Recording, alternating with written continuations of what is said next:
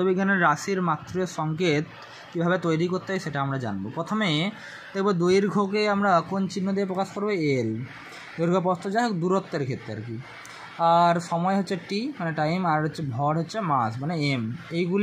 এই চিহ্নগুলি দিয়ে আমরা প্রকাশ করব। দেখো প্রথমে রয়েছে ক্ষেত্রফল। ক্ষেত্রফল একটি লব্ধ রাশি। ক্ষেত্রফল নির্ণয় করতে গেলে দৈর্ঘ্য গুণিত প্রস্থ এই সূত্রের আকারে প্রকাশ করতে হয়।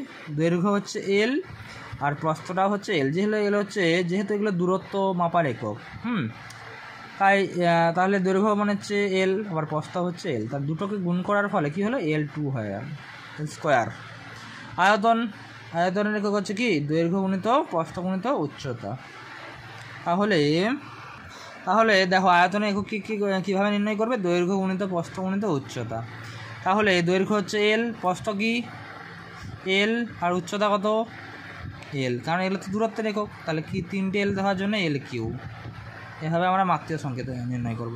কিলোগ্রাম মানে তো এটা একটা ভর, তাই জন্য এম গুণিত কী হবে, এসব বড় হাতের হবে কিন্তু, তাহলে এম।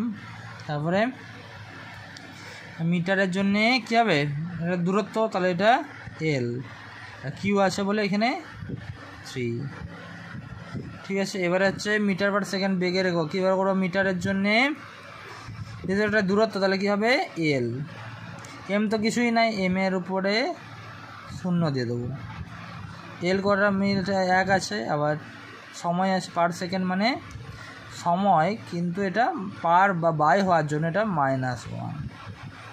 ঠিক আছে, কারণটা হচ্ছে জানলে হবে যে এরকমটা হওয়ার কথা ছিল, M 0 L 1, এটা 1, 1, এটা 1 করেছে।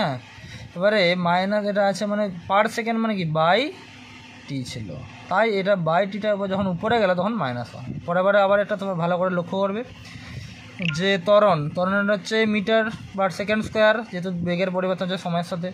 মিটারের জন্য কি হবে, একটা দূরত্ব, তাহলে এল। এম এর তো কিছু লেখা নাই ভরের, তাহলে এম উপরে 0। আর হচ্ছে এলের তো কিছু একটা আছে না, 1 ধরলাম। আর পার মানে বাই মানে হচ্ছে এখানে তোলাই, তাহলে কি হবে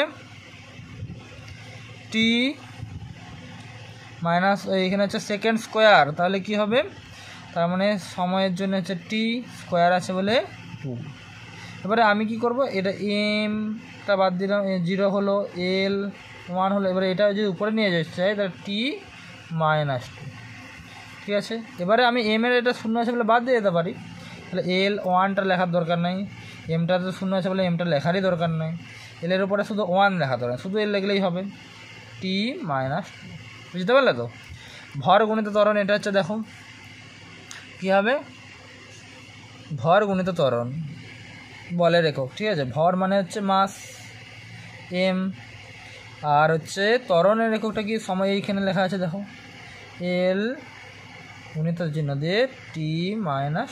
তাহলে কি হলো এম এল টি -2। বুঝতে পারলে তো।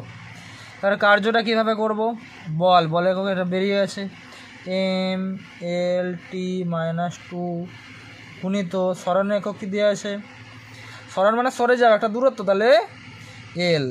ঠিক আছে, তাহলে কি হবে এম এল টি -2 গুণিত এল থাকার জন্য তার দুটো এল হয়ে গেল।